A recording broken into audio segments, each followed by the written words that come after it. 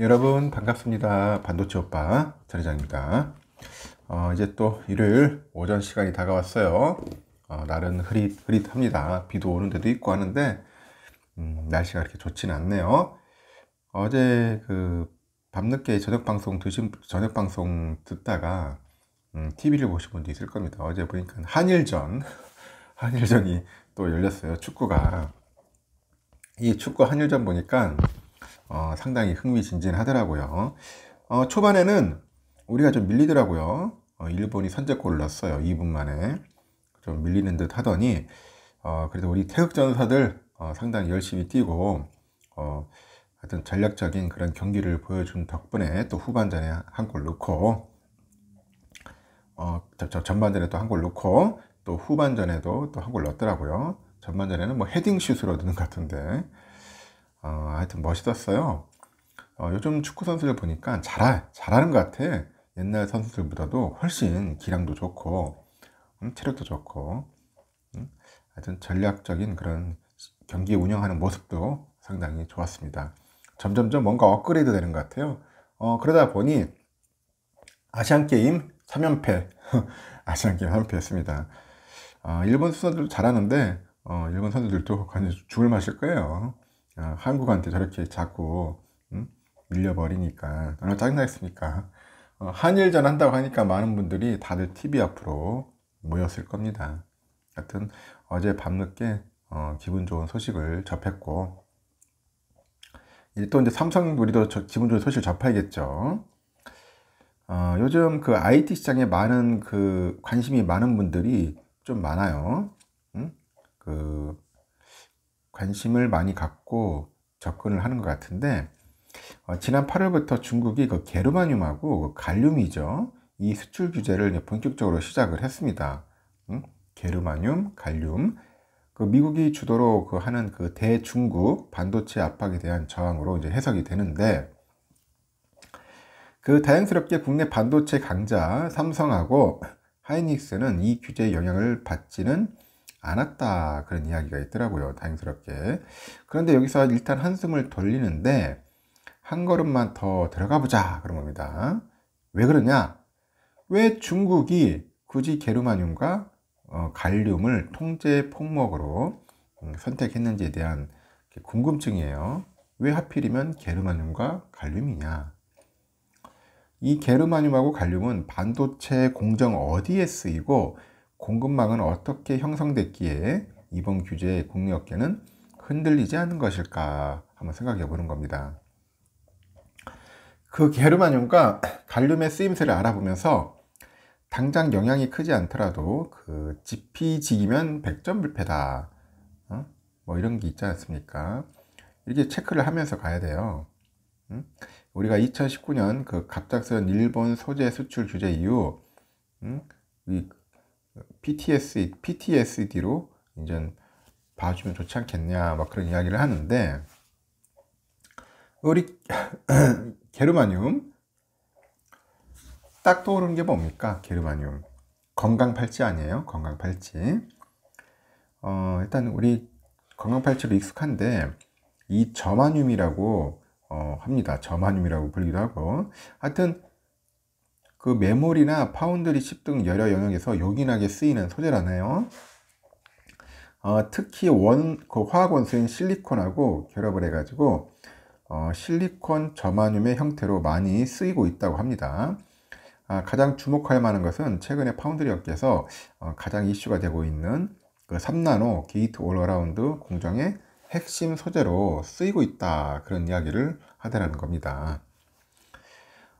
GAA는 신개념 반도체 연산장치 구조인데, 이전 세대 핀팻의 구조에서는 데이터 연산에 필요한 전화 알갱이가 이동화면이 3면이었어요. 3면이었는데 GAA는 어떻게 되겠습니까? 좀 다르겠죠. 하여튼 마치 핫도그 밀가루가 소세지를 감싸듯이 정보 이동을 제어하는 그런 게이트가 통로 전면을 감싸는 거예요. 통로 전면을 이렇게 감싸더라. 감싸죠. 그래서 이동 면적 자체를 늘리는 컨셉이고, 그림에 쉽게 나타나 있어요. 그래서 GAA는 지난해 삼성전자가 가장 처음으로 3나노 파운드리를 양산하면서 이 구조를 도입을 하는 겁니다.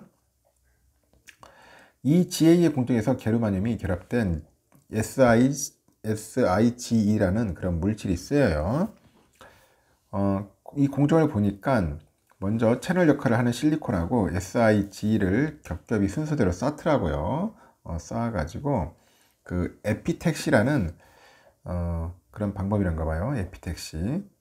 그래서 SiGe층을 아래에서 위 방향으로 이제 겹겹이 이제 성장시켜서 이제 쌓는 방법인데, 이 겹겹이 쌓여 있는 SiGe층들을 휙 제거한다. 그리고 실리콘 층 사이에 생긴 그 공간에 전하 알갱이를 채널로 확 끌어당기는 그런 유전막과 실리콘 산화막을 채워가지고 GA의 구조를 이제 완성을 한다. 뭐 그런 겁니다. 좀 복잡하지 하더라도 뭐 그렇게 복잡하지 않는데 처음 보면은 좀 생소합니다. 이해가 안 가고. 최종적으로 봤을 때 GA 구조에서 SiG는 홀연히 사라지죠. 그래서 GA를 만드는 과정에서 그 위대한 조연 역할을 하는 거래요. 그래서 특히 SiG 그 증착막을 위쪽으로 성장시켜서 만든다는 측면에서 보니까 실리콘하고 저마늄 두 소재의 그 원자 간격이 상당히 유사해서 케미가 찰떡궁합이다 그럽니다. 당분간은 대체제를 찾기 힘들다는 견해도 있고, GA 공정용 SiG에서 실리콘하고 저마늄의 구성 보면은 약 8대2 수준이라고 하죠. 그 저마늄 그 비율이 크게 높지는 않지만은 중요한 거는 대체제가 많지 않고 필수 요소라는 그런 이야기가 있습니다. 그 D램에서도 SiG는 중요해요. 트랜지스터를 거친 전하 알갱이들을 저장해 놓는 그 커패시티를 보호하는 방패 역할을 훌륭하게 한답니다. 이른바 셀프레이트라고 하는데, 이 커패시터 가장 그 위쪽에 전하를 끌어당기는 그 상부 전극 이 역할로 질화 티타늄이라는 소재를 쌓고 이 위에 SiG를 두껍게 이제 증착을 한답니다. 증착을 하고 상부 전극을 20나노미터 두께로 쌓는다면은 보통 SiG는 300에서 500나노 두께로 쌓아 올린다고 하네요. 쌓아 올리고 SiG층은 카페시터 위에서 금속 배선을 놓기 위해서 구멍을 뚫는 컨택 공정에서 그 얇고 유약한 상부 전극층이 깨질 것을 대비해서 놓는 방패 역할을 한다고 하네요. 이 방패는 원래 폴리실리콘이라는 물질로 만들었는데 그 SiG를 증착할 때 쓰이는 열이 이 폴리실리콘 대비 훨씬 적게 쓰여서 이 공정 중에 이 D램 커패시티의 여러 특성을 망가뜨릴 가능성이 훨씬 낮다고 봅니다. 그래서 SiG 그 셀프레이트는 20나노급 D램부터 꾸준히 쓰이고 지금까지도 D램 그 공정이 상당한 중요한 물질이고요. 분류되고 셀프레이트를 구성하는 그 SiG는 G에서 저마늄의 비율이 꽤 높은 것으로 알려졌고요.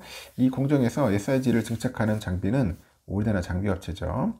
유진테크가 가장 세계적으로 잘 만든다, 잘한다, 뭐 그런 이야기가 있습니다. 잘하고 있다. 또 하나 이야기가 있는데 재밌네요. 트랜지스터의 중요한 구성 요소인 그는 소스하고 이 드레인을 SiG로 만들기도 한다네요. 그 저마늄은 실리콘보다 원자 알갱이가 덩치가 커서 그렇다는 거예요. SiG로 만든 소스와 드레인은 양쪽에서 실리콘으로 된 전하 이동 통로인 그 채널을 이제 압박을 하는 겁니다. 채널을 압박을 한다. 이건 마치 물이 흐르는 호스를 살짝 막으면은 그 호스 안쪽에 이제 압력을 어떻게 되겠습니까? 그 물이 더 빠르게 흘러가는 것과 비슷하다는데 호스 안쪽 물이 더 빠르게 흘러간다. 이렇게 압박을 하면은 트랜지스터 특히 채널 내 그 전공 이동 속도가 더 빨라질 수 있는 거죠. 그래서 소스와 드레인은 트랜지스터 자리에서 실리콘을 파내고 이 자리에 SiG를 묻어버리는 개념이라는데 이걸 임베디드 SiG라고 한다. 한마디로 칩의 빠른 연산을 도울 수 있는 그런 소재라고 하네요. 반도체 업계에서는 게르마늄 효능이 어떤가? 그 쓰임새가 뭐 다양하고 뭐 중요하겠죠. 그럼에도 그 중국 규제 이후 지금까지 국내 반도체 업체 그 업계가 큰 사달이 나지 않는 이유를 이제 언론사에서 한번 취재를 해보니까 중국이 SIG를 만들기 위해 필요한 소재를 규제 대상에 포함하고 있지 않아서다. 뭐 그런 이야기를 합니다. 그 통상 그 반도체 업계에서는 SIG를 실리콘하고 실리콘이 아니라 실레인이에요. 실레인하고 저마늄의 가공품인 그 저메인을 결합을 만드는데 이 저메인이 규제 대상이 아니고 그 저메인의 원료인 이산화게르마늄은 중국 규제 품목에 포함되어 있긴 한데 북미 지역의 대체 공급망이 잘 형성돼 있어서 뭐 수급이나 가격에는 큰 영향을 주지 않는 게 중론이고 참고로 이 저메인은 프랑스 소재 회사의 그 에어리퀴드의 한국 거점에서도 만들어진다 그런 이야기가 있어요.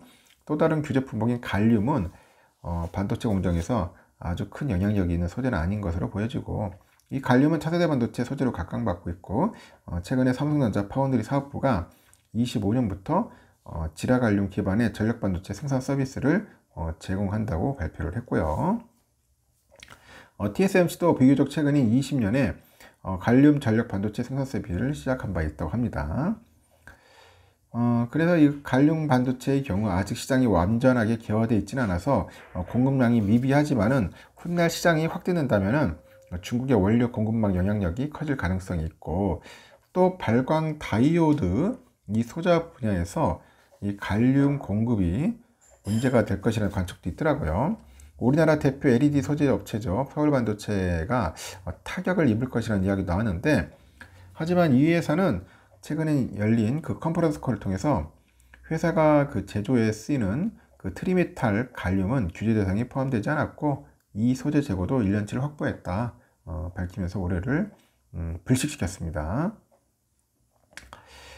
그러면 다시 원점으로 가면은 도대체 왜 중국은 당장 반도체 업계에 큰 영향은 없을 그런 소재 규제를 시작한 걸까 한번 생각해 볼 필요가 있어요.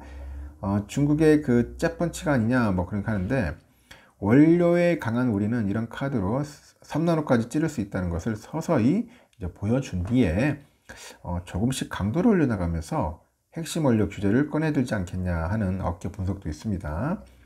또한 갈륨 전력 반도체의 경우 첨단 공정이 막혀버린 중국에서 집중적으로 육성하고 있는 분야이기도 하고 이 본격적으로 시장이 커지기 전에 선제적인 수출 규제로 이 글로벌 공급망을 막아놓고 오일을 점하려는 전략도 엿보인다 그렇게 이야기를 합니다. 중국은 갈륨과 저마늄 외에도 다양한 종류의 원료를 풍부하게 가지고 있어요. 중국은 반도체 식각 장비를 세정할 때 쓰이는 그 헬륨의 중요한 공급원이기도 하고 그 우크라이나 전장 반발로 노광 장비 필수 소재였던 네온가스 가격이 폭등했을 때 당시 매단되는 대안 역시가 중국 업체들이었다고 합니다. 언젠가는 그 중국이 날릴 야심찬 그 카운터 펀치 대비해서 섬세한 반도체 소재랑 부품 그리고 장비 체크를 게을리해서는 안 되겠죠. 안 되겠죠. 게을리해서는 절대 안 되겠죠.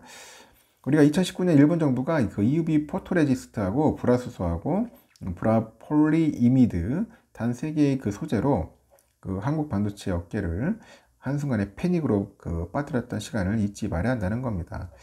그래서 제가 다시 얘기하지만은 반도체 소재 부품 이 장비 이 체크 철저히 해야 한다. 미리미리 사전에 예방을 해야 한다는 그런 내용입니다.